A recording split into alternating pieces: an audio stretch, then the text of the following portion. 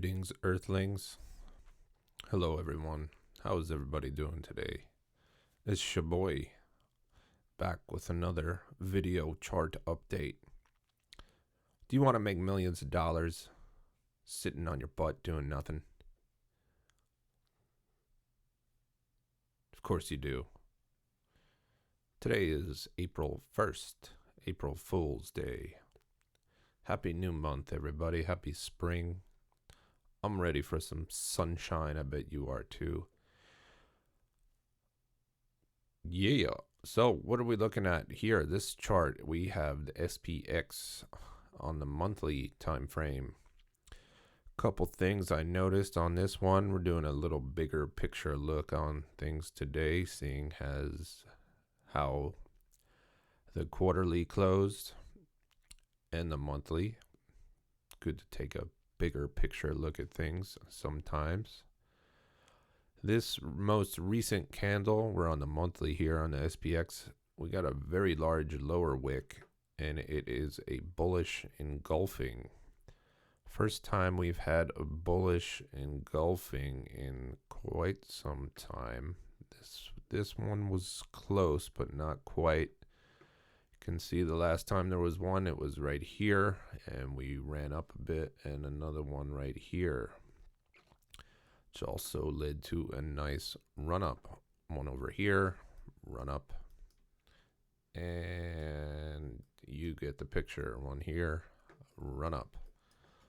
So that is a good sign for the bulls if you are hoping for the market to move up. This large lower wick and a bullish engulfing plus a closure above this range right here. These past 4 monthly candles, we closed above all of those, plus these two, even pretty close to this one here. So there is definitely some strength in the market. People are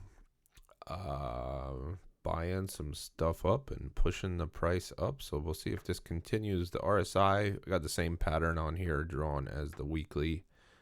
Pretty simple looking thing here on this. The ascending triangle, we got a low, lower low, higher low, higher low. So 2 in a row. One more would be wonderful for the bullish argument. See if we can break out of this on the monthly, and again, if we can confirm this as support, that would be a good look for the bulls. Move over to some dominance charts. This is just one I've had an eye on. So over here we got the Bitcoin dominance. This is ETH and this is Bitcoin. Bitcoin is still fighting this little resistance right here. You can see Ethereum just coiling up sideways. This chart looks strikingly similar to the ETH BTC chart. You can see we had this uptrend which recently broke, little throwback retest, and this RSI trend line is providing some nice resistance. So these are pretty much inversely correlated. I would expect a breakout of either way relatively soon. Either this level is going to break and you're going to see Ethereum dump, or we're going to get rejected here and some money is going to flow back into alts and Ethereum. This reading on the RSI is interesting, and this is a dominance chart, so it's not based on price, but you can still compare previous readings to current ones, and we are a little elevated here. And you can see the past few times we've been up there on the RSI, things have cooled off a bit for the Bitcoin. So that is definitely in the cards, definitely on the table. We will see what happens. Next chart, this is just a bigger look. We're on the 3-month here. So if you just look at this on a larger time frame, essentially Bitcoin has been making bull flags and heading back up. So run up, bull flag, up, bull flag, up, bull flag. Is this a bull flag, or are we in a Elliott wave ABC correction, which is definitely a possibility?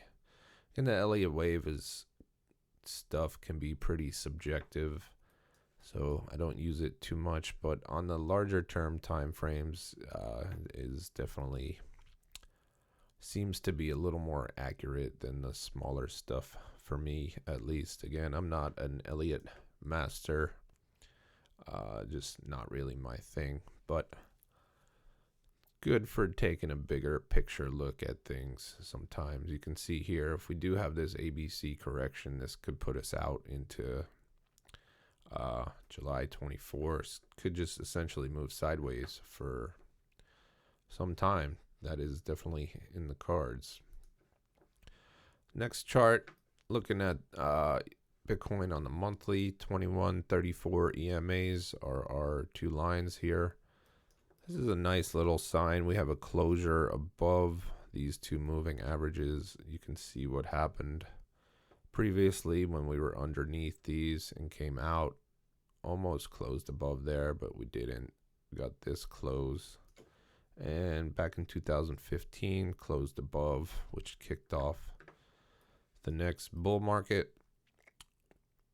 Something is a little concerning. I would really like to see some more volume come in to help push this up, if that is indeed what is going to happen. You can see here, back in 2015, it didn't happen on this candle. It happened on the next one.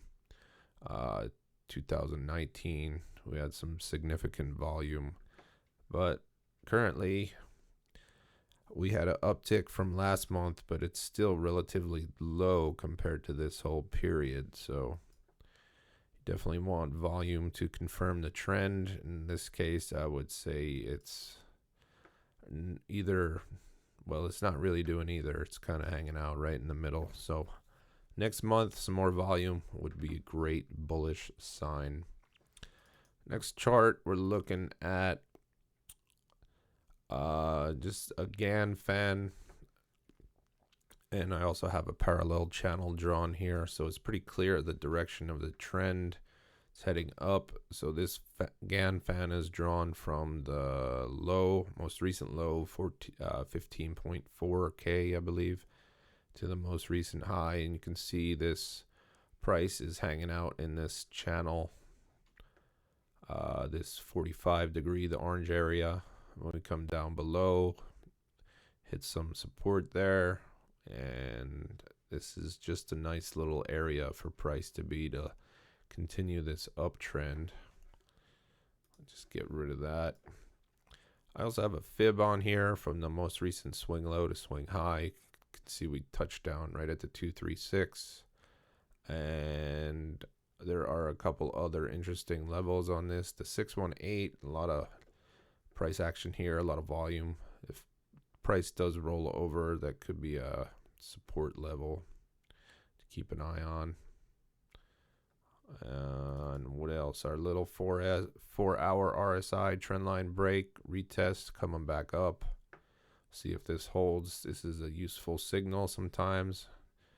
Didn't pan out quite like these two, as these previous two came into oversold territory, but did have a similar type of look over here. We'll see if this leads to another nice run up, or if we get a deeper pullback.